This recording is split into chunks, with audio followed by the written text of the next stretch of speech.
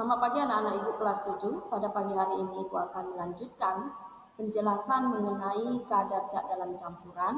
Ini sudah kamu catat, jadi kamu tidak perlu mencatatnya, hanya sebagai penjelasan. Jadi kamu dengarkan, simak dengan baik-baik.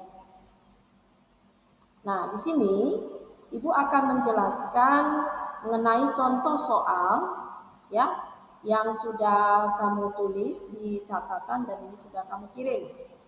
Sebanyak 70 ml alkohol dilarutkan dalam air hingga volume larutan 100 ml. Berapa kadar etanol dalam larutan tersebut? Nah, pertama kamu buat dulu diketahui. Diketahui apa? Volume alkohol itu sebesar 70 ml. Kemudian dilarutkan dalam air hingga volume larutan. Berarti volume larutan 100 ml.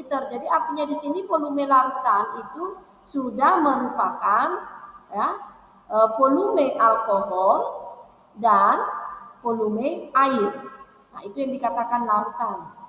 Alkohol ditambah volume air. Ya. Jadi kata-katanya ini harus kamu simak. Dilarutkan dalam air hingga volume larutan. Jadi ini sudah merupakan volume larutan yang artinya volume alkohol tambah volume air, dan ini disebut volume campuran. Lalu ditanya adalah persen volume alkohol ya, atau kadar alkohol. Masuklah kita ke rumusnya. Persen volume sama dengan volume zat per volume campuran kali 100%. Jadi kita mencari di sini persen alkohol. Ya, persen alkohol atau etanol. Alkohol itu sama dengan etanol ya.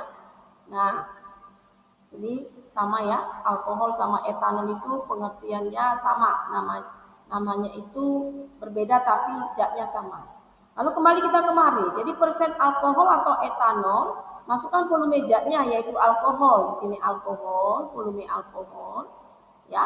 Kemudian 100 itu dari mana? Volume larutan atau campuran ya, volume campuran kali 100%. Ini kali 100%. Nah, ini kan bisa kita habiskan nolnya, sama kan? Nah, kemudian 70 kali 1 ya 70%, hasil dari persen volume alkohol. Nah, kemudian yang berikutnya, sebanyak 1 kg sampel air sungai telah diteliti mengandung 10 mg Pb. Berapa kadar Pb dalam sampel tersebut? Nah, ini berhubungan dengan BPJ atau ppm ya. BPJ atau ppm. BPJ itu dalam bahasa Indonesianya bagian per juta, ppm part per million. Jadi diketahui massa campurannya itu, massa campuran atau sampel air itu adalah 1 kg, diubah ya ke satuan miligram, karena di sini Pb yang diberitahu adalah 10 mg, biar nanti dalam perhitungannya satuannya bisa habis ya. Jadi 1 kg campuran itu sama dengan 1000 mg. Lalu massa Pb-nya sama dengan 10 mg. Lalu ditanya kadar Pb, itu maksudnya BPJ-nya ya, BPJ atau ppm. Nah, kemudian kita masukkan rumus ya, BPJ sama dengan massa zat per massa campuran kali 10 pangkat 6. Ini untuk BPJ. Lalu BPJ-nya itu masukkanlah ini ya, PB-nya. PB-nya di sini kan tadi zatnya PB, kemudian campuran 10 per 1000 mg dari campuran kali 10 pangkat 6. Itu sama dengan, ini habis kan, 10 pangkat 6 itu kan sama dengan nolnya 6, habis.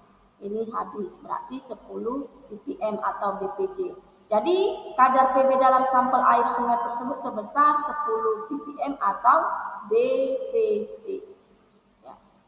Nah, kemudian anak-anak ibu akan memberitahu bahwa bahan ujian semester 2 itu mulai dari materi pemisahan campuran, ini mulai nanti kamu bisa ulang kembali, ada pengayakan, ada destilasi, kemudian ada sublimasi, kromatografi, jadi kamu pelajari lagi ya. Kemudian menghitung kadar zat dalam campuran, ini perhitungannya.